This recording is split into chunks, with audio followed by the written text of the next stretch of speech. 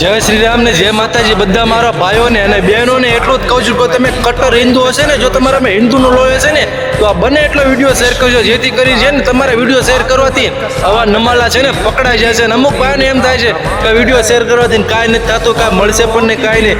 ભાઈ એવો મનમાં વેસે ને તમારો વેમ કાઢી નાખજો, વિડીયો શેર કરી દેજો ફટાફટ. જો ગૌ માતાને માનતા હોય ને તો બાકી વિડીયો શેર ના કરતા તમે જોવો તો કરી આ વિડીયો તો જોવો. આપણા ગૌ માતાને જે આપણે પૂજવી છીએ, ભારતમાં આપણે જે ગૌ માતાને પૂજવી છીએ ને એનો તો એ ભડવા, આજકાલના ભડવા ગૌ માતાને આખી ચામડા હારે છીલી નાખી છે, નિયા એનું કતલ કરે છે ને એને કાપીને ખાય છે.